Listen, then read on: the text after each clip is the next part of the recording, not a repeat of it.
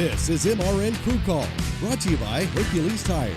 The playoffs, the NASCAR playoffs. A lot of talk about the NASCAR playoffs. On the Cup side, we're getting closer and closer. Xfinity Series, we still have a little ways to go. And in the Truck Series, the field is set. That was set after Watkins Glen, and the playoffs begin next way at Gateway, just outside of St. Louis. I'm Steve Post. This is Crew Call, presented by Hercules Tires. Ride on our strength. When the Truck Series goes racing for their championship, it is a decorated and very successful group of crew chiefs that are going to be battling, including 49-year-old Massachusetts native Kevin Bono Manion. He is a five-time winner on the Cup Tour, including the Daytona 500 and the Brickyard 400. He has 17 Xfinity Series wins, 5 Truck Series wins, and he will lead Zane Smith into the playoffs for the NASCAR Camping World Truck Series. So it's going to be a great playoff season. It's going to be fun to watch these Truck Series racers go. It's going to be fun watching these crew chiefs make all what they hope are the winning calls. And we'll talk to Kevin Bono Manion this time here on Crew Call. For decades, Dryden Lubricants has been made in America and made to last, paving the way on our highways, in our fields, and on the production line. Today, Dryden offers a complete line of engine oils, greases, hydraulic and transmission fluids, and diesel exhaust fluid. If you want greater performance and protection for your critical engines and equipment, go to Dryden.com. Dryden, American-owned and operated, and a proud supporter of racing and race fans everywhere. Flow Racing is the home of grassroots racing, with over 1,300 races streaming live in 2021. Watch the Lucas Oil Chili Bowl, World 100, Dirt Late Model Dreams, Sweet 16, and much, much more. Subscribe today by going to flowracing.com/MRN. From sprint cars on dirt to SK Modifieds on pavement, arena cross, drag racing, and everything in between, it's here live and on demand. Subscribe today by going to flowracing.com/MRN. That's FLOracing.com/MRN. It's Crew Call, presented by Hercules Tires on the Motor Racing Network. And joining us from GMS Racing is Kevin Bono Manion. Bono, what's going on, man? How are you? Oh, not too much, Steve. Just a regular old work day here and just getting ready to start our championship run. Well, let's talk a little bit about that. The championship run, you guys sit in 6th seed, 10 top 10 finishes. Looks like, to me, it's been a solid season with you and Zane Smith. Why don't you assess how has the season been for you guys? Well, I think it's been just solid, like you said. It's been uneventful at times. It hasn't been race winning, and that's what bugs us, the most. We've been close a few times, but just can't seem to finish.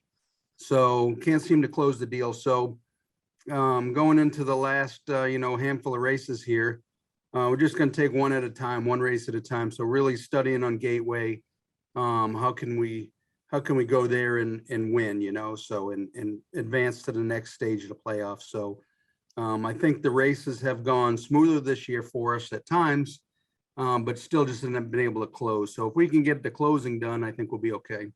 Yeah, I noticed that. Last year you guys had 2 wins together. Now, of course, Eric Phillips and John Hunter Nemechek have certainly upset the equation a little bit as far as wins goes. But is that kind of where you guys are at? You still feel like everything is good? It's just sealing the deal then? Yeah, obviously last year GMS as a whole seemed to win every winning was easy. Obviously finishing 1-2 in the points. Yeah. 1, 2, and 4. So this year going in, John Hunter seems to, he's matured as a driver. Eric Phillips is obviously a proven winner in trucks and everything he does. So that team is just extremely strong this year. And our competition is stronger this year with a few of the other guys. So it just seems like we haven't just hit on just exactly what we need. But everyone here is working hard, and there's no reason why we can't go out and perform and win with having 2 trucks at GMS and Chase with Sheldon Creed and Jeff Stankiewicz. I think they can win. I think we can win. And just gotta make it happen.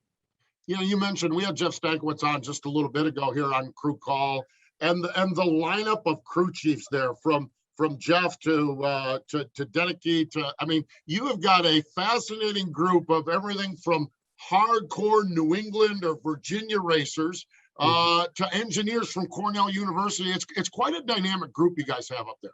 Yeah, and I think that's why it works well. You know, it's everyone's a little bit different, and everyone has their own little thought and theory, and we kind of go into it. And you know, without practice for the last couple of years, it's been a little bit of a challenge and a struggle. You kind of sometimes afraid to get outside the box, and if you do, you just you jump back in and go with what you know. So with everyone coming up with their ideas, and Jeff Hensley coming on this year, obviously a new group of ideas that he had.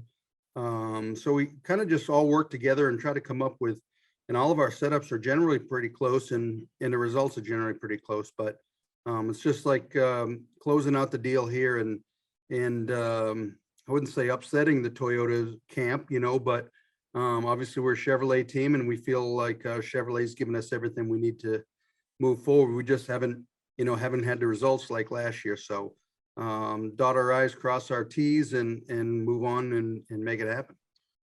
Kind of the beauty of this thing is, Kevin, and you go back, you're back into NASCAR, you're back to full season playoff runs, and now we're into the chases and the playoffs and everything else.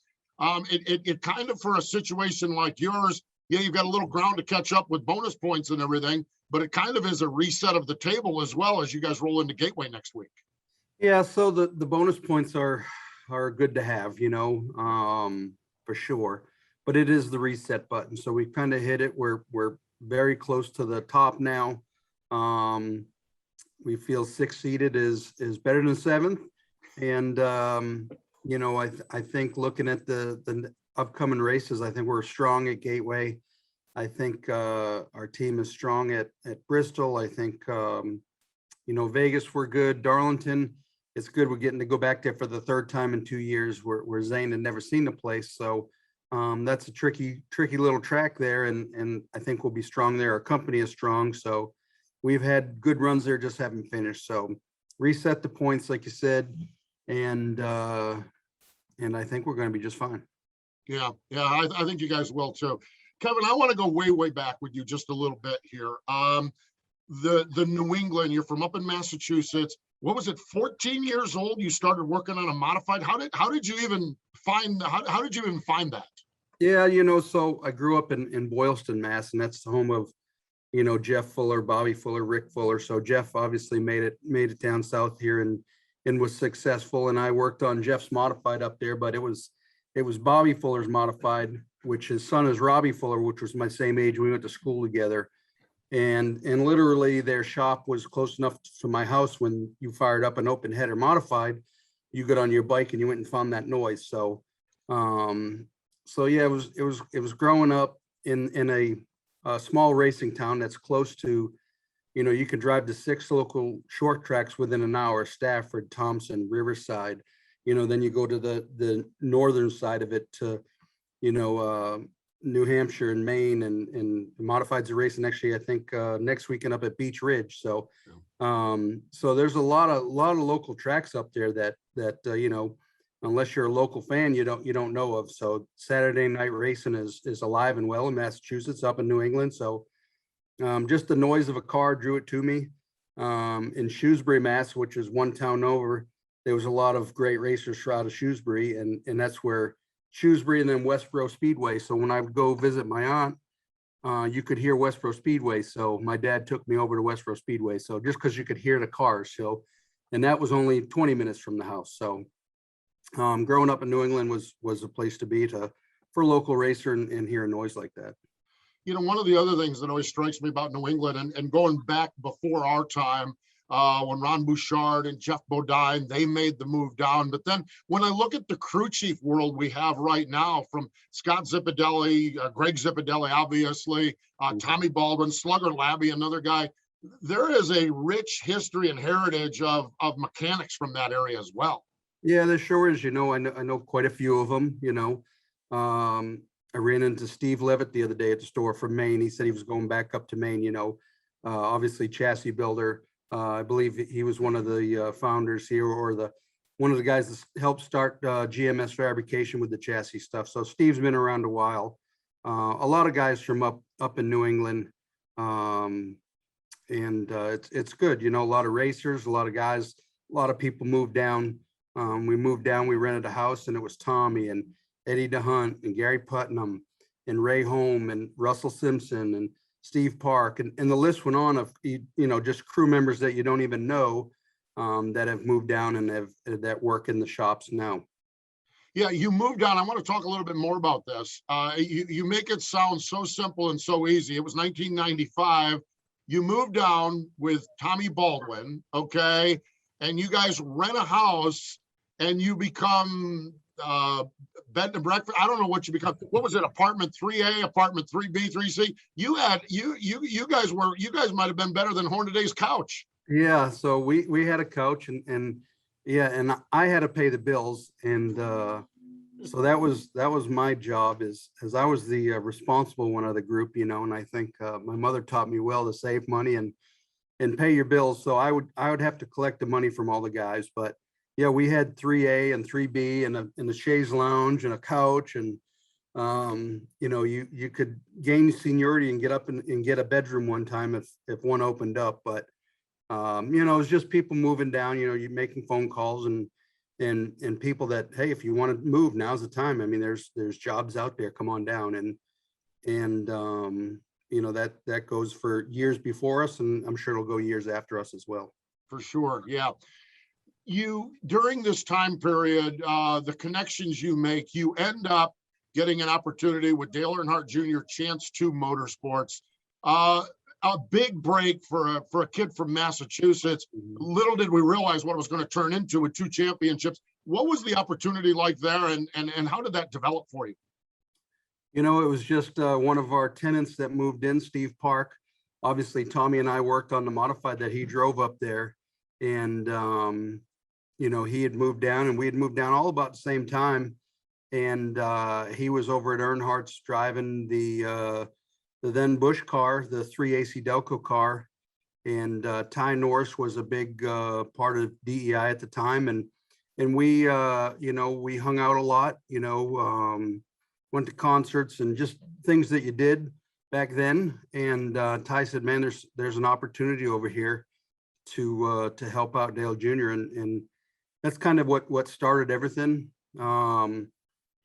After the team I worked for had kind of shut down in May, I went over to Earnhardt's and was able to get on there, just helping with as little as doing pit stops, gluing up lug nuts for the AC Delco team, helping their pit side practice, to just doing anything on starting Dale's vision of building, the Garage Mahal. That wasn't there when I went and interviewed when I started. We worked in Dale's personal deerhead shop there, we called it, and just started working with Wesley Sherrills, who's at Gibbs now, I think still.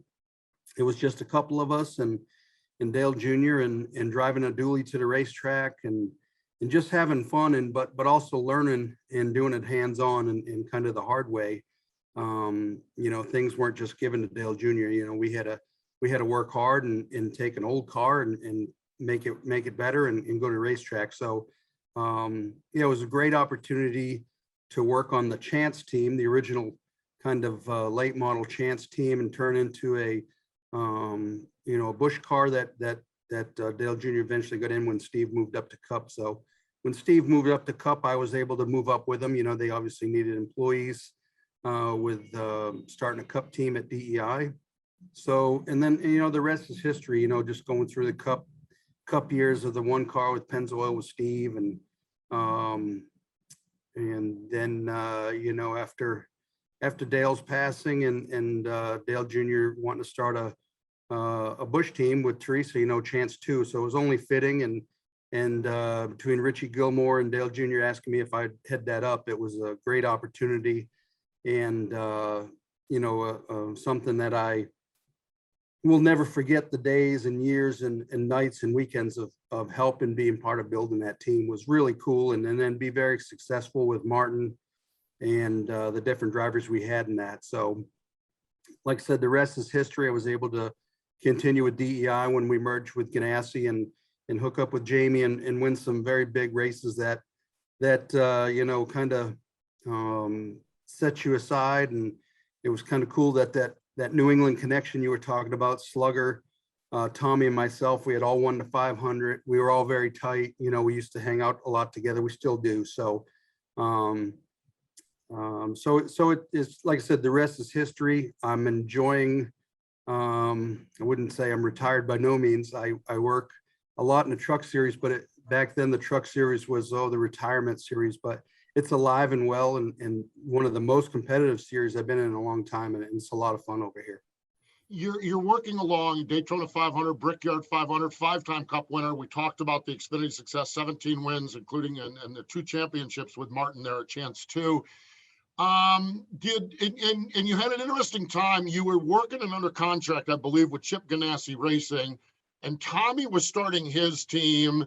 And where were you? Were you kind of, well, obviously, when you're going with Tommy's team, burnout is not an issue because he's going to work you 20 hours a day. Yeah. But had the Cup thing kind of ran its course? Where were you at that you over a 2 or 3 year period end up from Cup team to Truck Series? What was that period like? Yeah, so that was you said it right. I was Chip was a super good guy.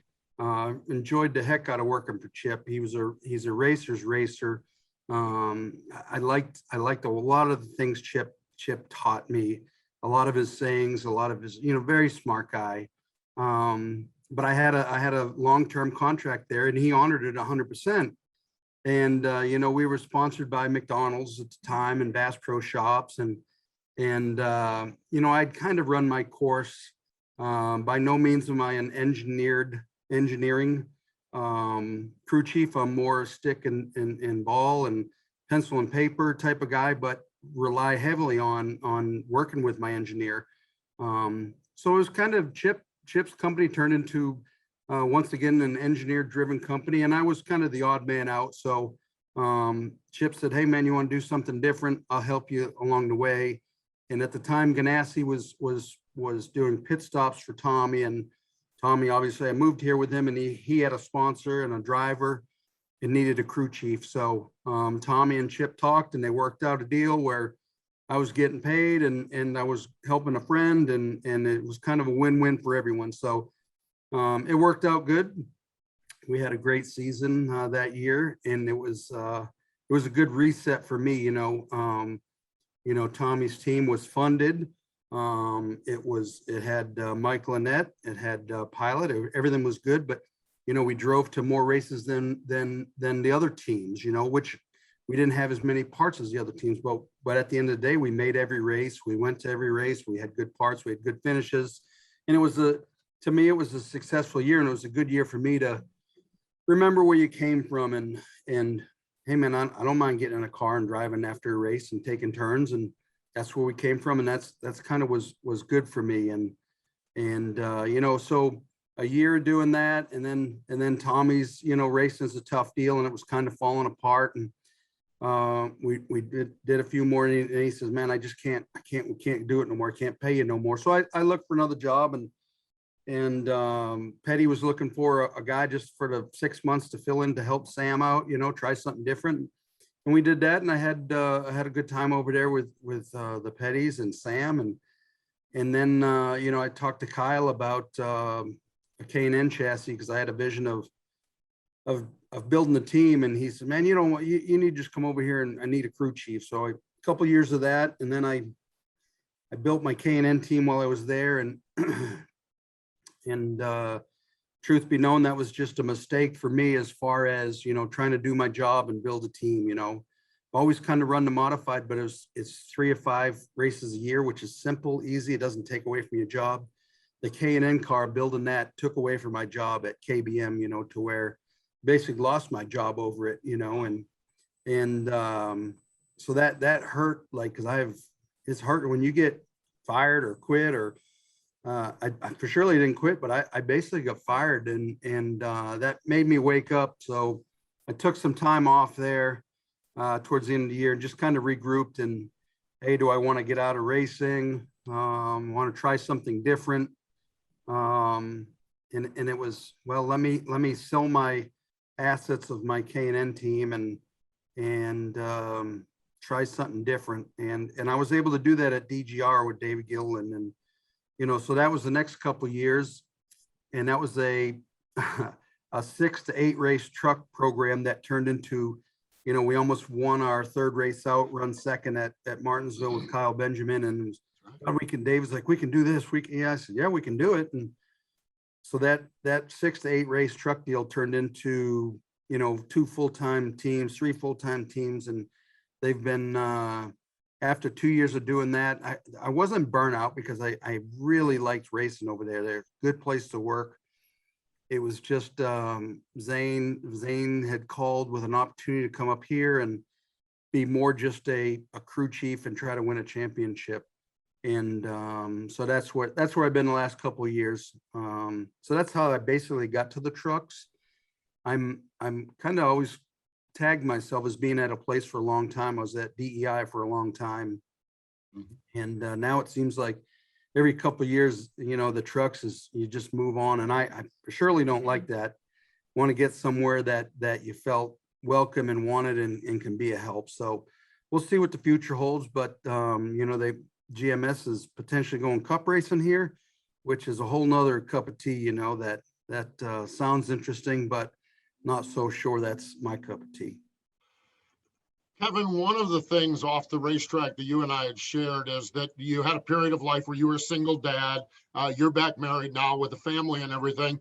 But the toll Cup Series crew chief takes on the family, was that a factor in all of this retirement like you talk about? Where did that factor in as well? Because I know you're an number one dad, particularly to your girl there.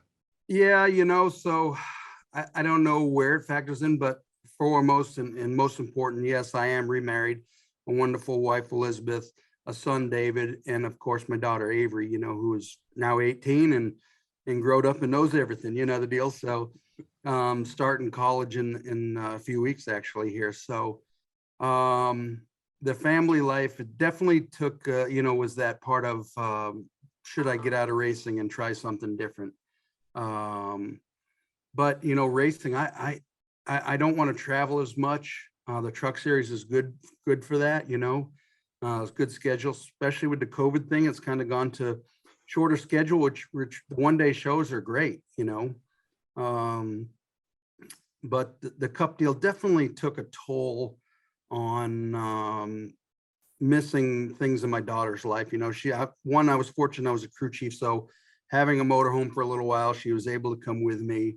I can remember my motorhome drivers. I was lucky to have a husband and wife team that drove the motorhome, and I remember, you know, we had to go wake Avery up when we won the 500. You know, so 1 to 500. We're in the picture. She was able to sign the cart in the Daytona USA. So a lot of good memories there, and a lot of things that'll come out of that. But then also, like you said, the downside of it is a lot of traveling and somewhat that does eventually probably take a toll. So, but everything's good now.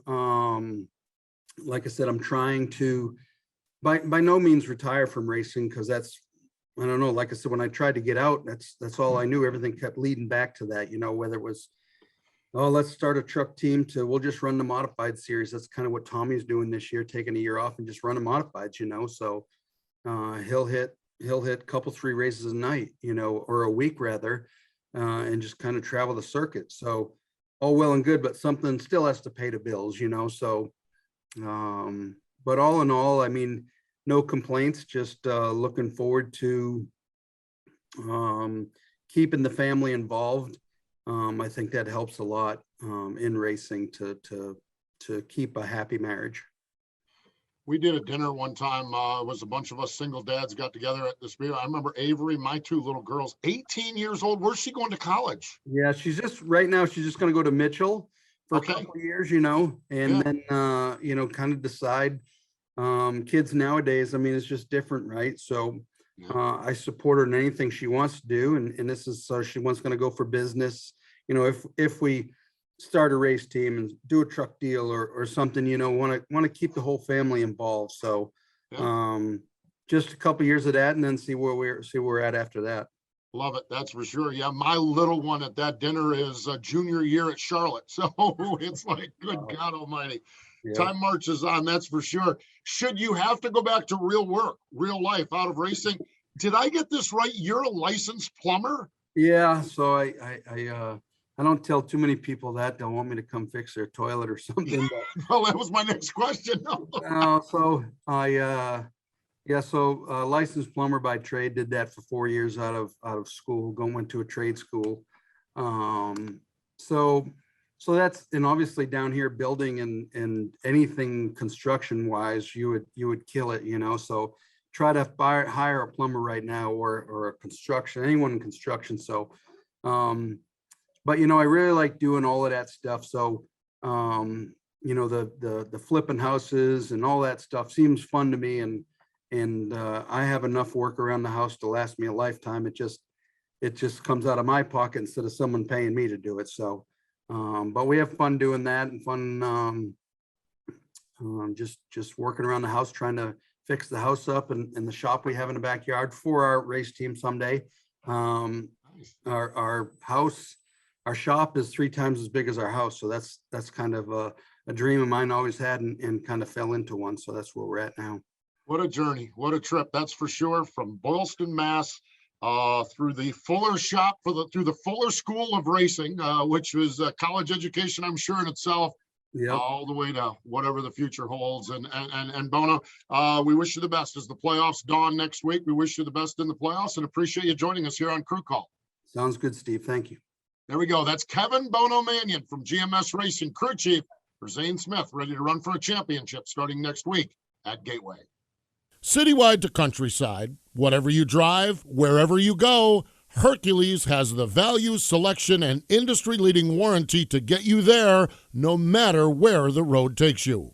Go to HerculesTires.com. There you can find the nearest authorized Hercules retail location to you. Plus, you can use the tire tracker to find out which Hercules tire fits your vehicle the best. That's HerculesTires.com. Hercules Tires, ride on our strength. Sir, are you aware you were going 40 miles an hour? This is a residential area. Sure, but I'm on my lawnmower? Wait, am I getting a ticket? No, I've just never seen anyone top 9 miles an hour on one of those bad boys. And mow their entire lawn in 30 seconds? What got into you? Well, it did fuel up at Sunoco this morning. At Sunoco, we know how to fuel peak performance. We've been doing it for American racing for over 50 years. Fuel your best. Great to catch up with Kevin Bono Manion here on Crew Call, presented by Hercules Tires. Love getting a chance, whether it's leaning up against a stack of Goodyears or talking here on Crew Call to catch up with Bono. The Truck Series is off this weekend. They are preparing for their playoffs next weekend. The Xfinity Series and the Cup Series, they're at Indianapolis at the road course there. And our friends over at the Indianapolis Motor Speedway Radio Network will have all the coverage this weekend from the Brickyard, or is it the Brickyard? It's the Indy Road Course. Not sure what they're calling it. There's still the yard of bricks that they're going to cross. So I'm going with the Brickyard still. Maybe not the Brickyard 400, but the Indy Road Course where they're going to cross the yard of bricks. So gives you a good chance to catch up with all the programming here on Motor Racing Network. Go to www.mrn.com. That's MRN.com. Make sure you catch NASCAR Live. Make sure you catch MRN Out Loud, NASCAR Coast to Coast, Wing Nation, and of course you can go back always and catch up and binge watch. How about that binge watching Crew Call, learning about some of our great crew chiefs and people in the garage area. I'm Steve Post, pit road reporter for MRN. We appreciate again Kevin Bono Manion joining us here on Crew Call, but more important than all of that, thank you for joining us here. This has been Crew Call, presented by Hercules Tires, right on our strength.